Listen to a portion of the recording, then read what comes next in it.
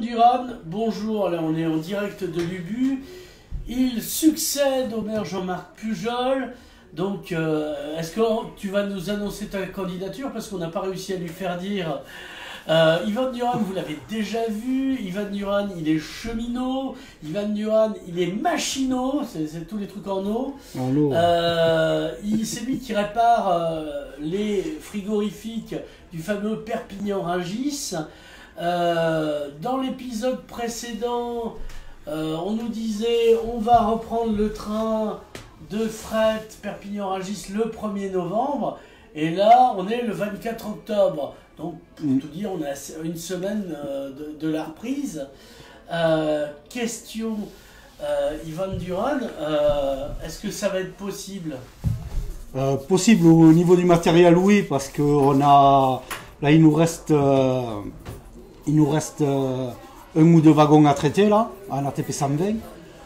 Donc on aura les 40 wagons qu'on nous a demandé là pour le 1er novembre. Ouais. Mais après voilà, niveau matériel on sera prêt. Après c'est... Un train ça faisait combien du temps que ça fonctionnait bien? Il y avait je crois une vingtaine de wagons, ouais. Il me semble. Donc 40 wagons c'est pour pouvoir sur la semaine avoir un double jeu de train, comme tu as un double jeu de clés, quoi. Voilà, ouais, c'est ça, ouais. Donc voilà. Donc ils sont en état, on peut pas mieux les réparer, plus les réparer, les changer Non, mais là on a fait les visites qui ont été arrêtées au 15 juillet, là, mi-juillet. Ouais. Parce qu'à mi-juillet, ils ont arrêté tout ce qui était entretien de ces wagons. Donc on a passé fin juillet, août et septembre sans wagons. Et en fait, ils se sont réveillés au 1er octobre. Au 1er octobre, ils nous ont dit oula, le 1er novembre c'est bientôt, il va falloir des wagons frigo pour faire le Rungis au 1er novembre. Donc voilà, on a eu un mois en gros pour voir tous ces wagons. Et bon, après les 40 ne sont pas passés en visite, quoi. Ouais, ils ont été vus. T'en as fait combien? Vous étiez répartis entre Nîmes et ici? Voilà, oui. Bah, en fait, ils étaient... Donc, tu as le gros atelier qui est à Nîmes et vous en avez un conséquent ici. Voilà, nous, on a une unité beaucoup plus petite quand même que Nîmes. Mais bon, on traite du wagon. Et nous, on en avait...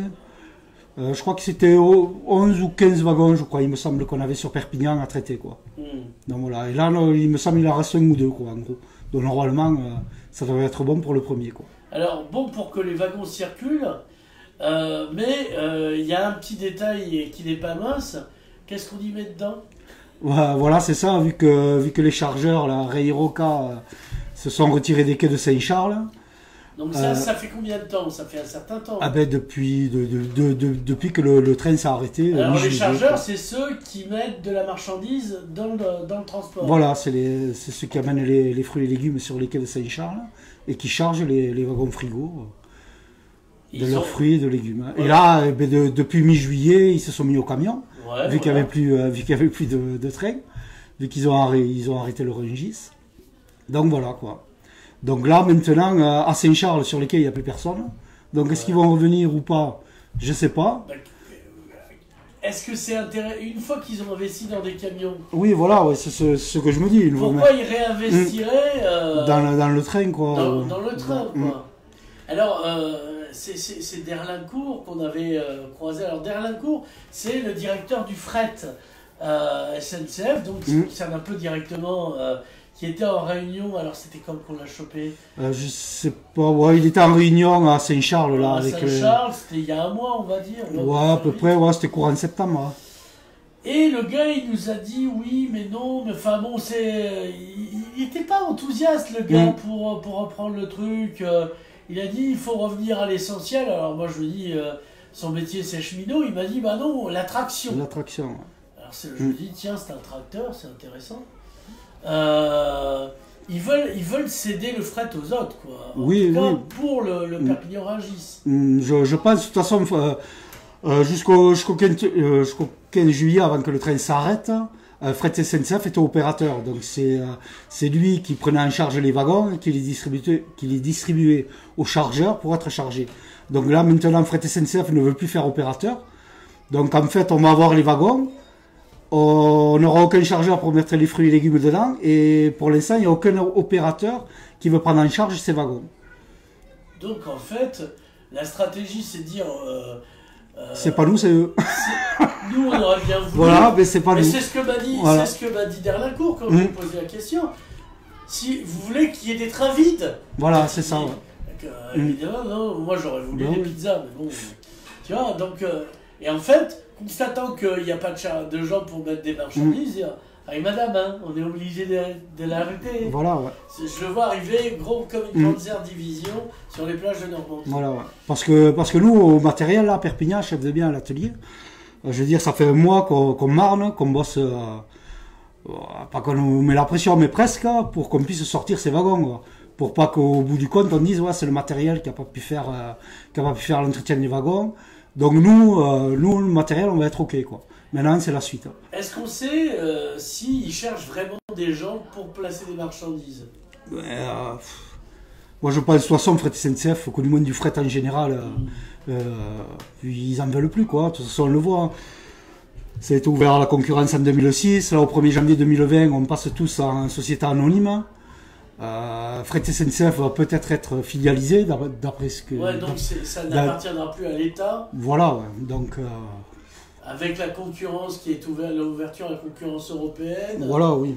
Et puis, est-ce qu'on en sait plus sur ce ferroutage depuis Barcelone avec un train allemand? Non, moi j'ai aucune info là-dessus. Je sais qu'il y a, mais après... ils sont vraiment chauds, les 100 millions, ça ne les dérange pas, ils vont les mettre. Oui, je pense. De toute façon, si ça s'agrandit, de toute façon, Barcelone s'agrandit, quoi. Donc peut-être au détriment de Saint-Charles. Oui, voilà. Donc, parce que fut un temps, il était question que ils étaient à saturation, que Saint-Charles soit le port sec du port de Barcelone. Donc, et puis je ne sais plus ce qui est arrivé. Enfin, ouais, ça s'est pas fait. Ouais. Ils voulaient. Après, oui, il y a eu des. Donc, j'ai plus les choses en tête sur le moment. Ça m'avait au courat, comme on dit en catalan, mais à pas ça t'as le cap. Pas ça t'as le cap. Donc, voilà, alors on va parler SNCF, parce qu'on parle beaucoup de la SNCF. Alors là, c'est une histoire, il y a le train ne siffle plus en ce moment, mais à cause d'une coulée de boue jusqu'au 4 novembre. Alors ton train, il pourra peut-être même pas partir à cause de la coulée de boue le 1er novembre. Voilà, ouais, si c'est fermé jusqu'à 4 novembre. Voilà, ouais. Donc, ouais, je sais pas du tout. Ouais, ça, j'ai appris ça ce matin à la radio, comme quoi il y avait eu une coulée de boue suite aux intempéries. Là, oui, c'est pas le droit de retrait qui a fait qu'on n'a plus de train. Non, c'est pas le droit, c'est pas ce matin, c'est ce qu'il laissait. Non, du tout, ouais. Là, c'est suite aux intempéries, il y a eu une coulée de boue. Et je crois qu'il y a une partie de la voie qui a été arrachée, quoi, ouais. Qui a été emportée avec la boue. Donc voilà, là, il y a des gros travaux à faire dessus. Et voilà, moi j'ai entendu ça à la radio ce matin sur France Info, quoi. Donc voilà, moi après, même à l'interne, au niveau de la SNCF, j'ai eu aucune information, quoi. Alors, autre chose, il y a eu le droit de retrait des camarades de la SNCF. Donc pendant 3 jours, il me semble. Oui, ça a commencé. L'accident a eu lieu mercredi soir, il me semble. Et le droit de retrait national. Parce qu'après, ça a été national. Je crois que c'est parti à partir du vendredi. Ça a duré vendredi, samedi, dimanche. Alors, parce que les médias ont focalisé sur le droit de retrait, il y avait un détail. Donc, c'est un train qui contenait un peu des gens et il n'y avait qu'une seule personne dans le train. Oui, voilà.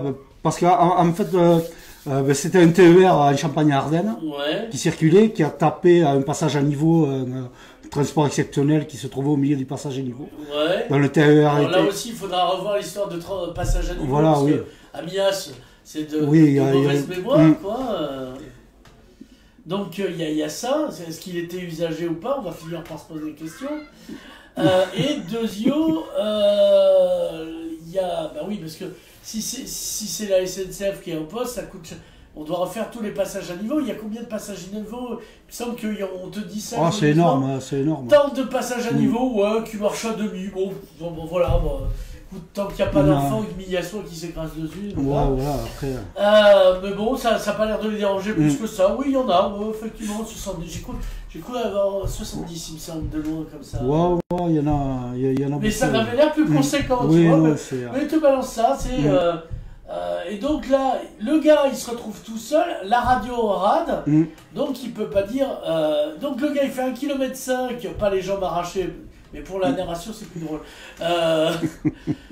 pour arrêter le train de fret qui arrive en face, parce qu'ils auraient pu se faire défoncer. Ah oui, tout à fait, ouais. Et là, il y aurait eu des morts pour le coup. Ah oui, je pense, oui.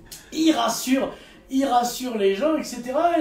Et on focalise sur le droit de retard en disant ah, quand même, vous privez les gens de train. Voilà, on est encore pris pour des terroristes et qui que, prenons les usagers en otage. Le terme de prise en otage, alors ça c'était rigolo, parce que sur un plateau télé, il y a un crétin qui a dit oui, prise en otage, et le cheminot en face était au Bataclan. Oui, ouais, je l'avais vu ça. L'autre, il a été calmé. Je l'avais vu. Ouais. À un moment donné, il faudrait aussi, sur la sémantique, apprendre à se mesurer, quoi. Tout à fait, Parce que c'est ce genre de personnes qui sont les premiers à te citer Talleyrand qui dit tout ce qui est excessif est insignifiant. Donc le fait de qualifier de prise d'otage était excessif, donc c'est insignifiant. C'est insignifiant aussi.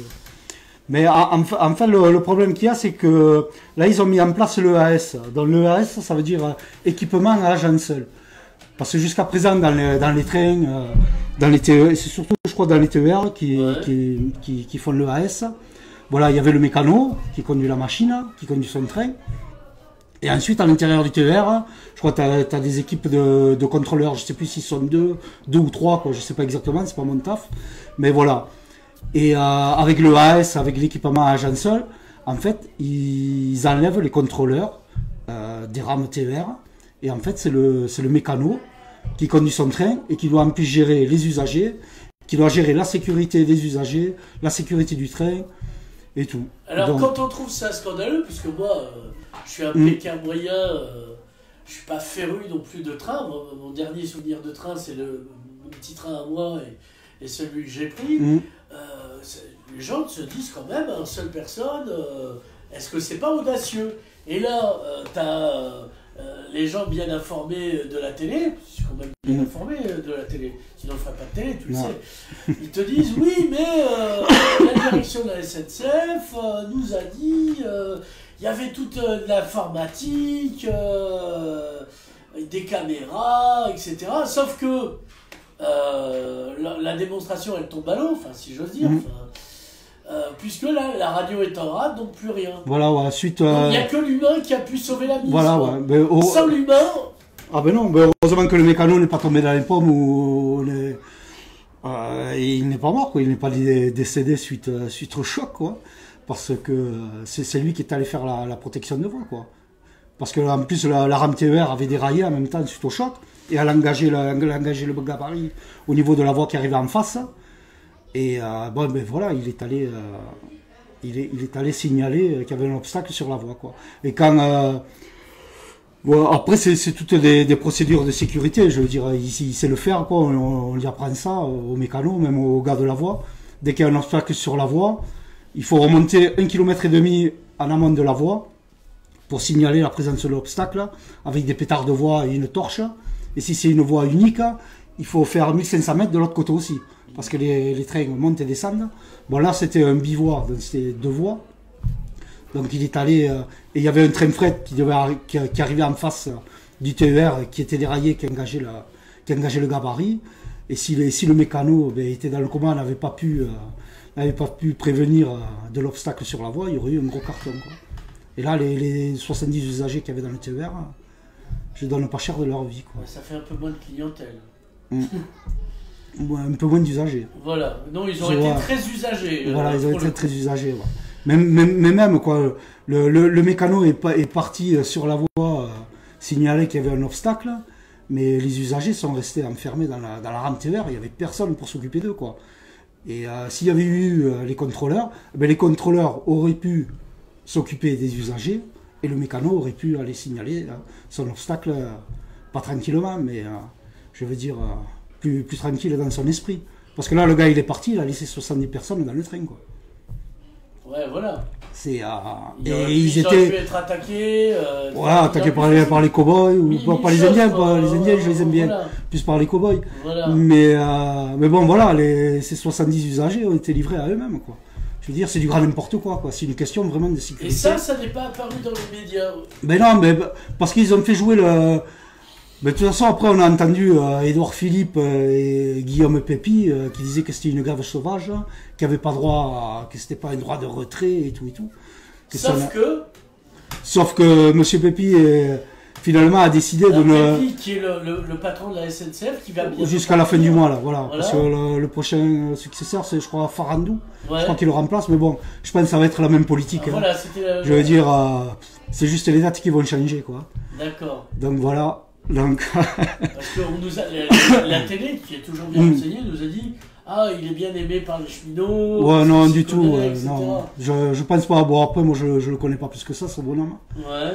Mais je pense que ça va être la même politique. Il n'est pas descendu jusqu'à Perpignan pour dire bonjour. Non. Non. Donc voilà, et Monsieur Pépi, en fait, a renoncé à attaquer les cheminots en justice suite au droit de retrait. Donc voilà, quoi. Parce qu'il a dit que le trafic avait repris, que tout était rentré dans la normale. Mais bon, en fait, c'est du... D'un point de vue juridique, c'était pas attaquable. Surtout. Ah oui, non, voilà, juridiquement, c'était pas attaquable. De toute façon, il y a plusieurs inspecteurs du travail qui disaient qu'on était dans le droit du droit de retrait, quoi. Parce qu'il y avait un danger grave et imminent. Et tous les usagers qui circulent dans les TER en EAS, équipement agent seul, voilà, ils ne sont pas en sécurité, quoi. Alors, récemment, il y a eu, enfin, c'était il y a 6 mois, on a eu le résultat de l'enquête sur le déraillement du train, dont je me souviens plus le truc, où c'était une église qui avait sauté parce qu'elle était pourrie jusqu'à la corde. À Bretigny, où il y a eu 7 morts, oui. Voilà. Donc, qu'est-ce qui a fait dérailler le train C'est un mauvais entretien de la voie, c'est tout. Voilà. Et pourquoi un mauvais entretien de la voie? Parce que maintenant, nous ne sommes plus un service public, même si encore... on dit qu'on est un service public, mais bon... Il y a encore des pépites de chocolat dedans. Voilà, il y a encore, voilà, tout à fait. Mais ce qu'il y a, voilà, on est de plus en plus, on devient comme une boîte prix, quoi, c'est tout. C'est ce que je disais à Derlincourt. Voilà. Finalement, qu'est-ce que c'est la différence entre un service public et un truc privé? Parce que vous roulez à minima. Voilà. Quoi. Et jusqu'à présent, on était service public, on était là pour le public, on était là pour le peuple français. Et si tout ça c'est fini, maintenant la SNCF doit faire des profits, quoi. Et pour faire des profits, qu'est-ce qu'elle fait? Elle supprime des postes. Hein. Donc elle supprime des contrôleurs dans les trains, elle supprime des guichets dans les gares, elle ferme des gares, elle supprime des agents qui font l'entretien des voies. Ouais. Donc il y a moins de personnes qui peuvent faire l'entretien des voies. Et voilà, c'est tout, quoi. C'est va y avoir, de toute façon, si ça continue comme ça, il va y avoir un gros souci, quoi. Il y a la même chose qui se passe en ce moment avec l'électricité. C'est la stratégie du choc que décrit. Ah oui, là, il nous envoie tout dans la gueule, là, le Macron. Et on prend tout, là. Mais bon, on se relève, on essaye de se battre. Mais pareil, oui, EDF, c'est le projet Hercule, quoi. Ça aussi, c'est une grosse enfumerie, quoi. On aura l'occasion de faire venir un camarade de l'EDF. Ouais. De l'EDF pour en parler, ça me semble un peu intéressant. Voilà.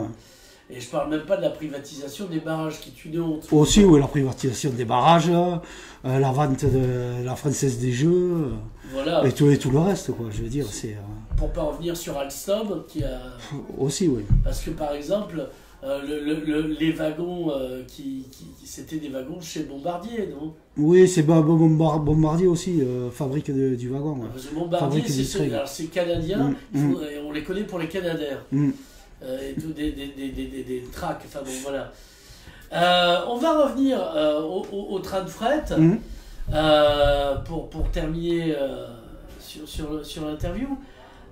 Une prochaine action à Rungis, comme dirait Renaud dans les aventures de Gérard Lambert. T'aurais dû rester chez ta mère comme un bon fils. Chantais ça tout à l'heure autour d'un Je l'ai chanté aussi.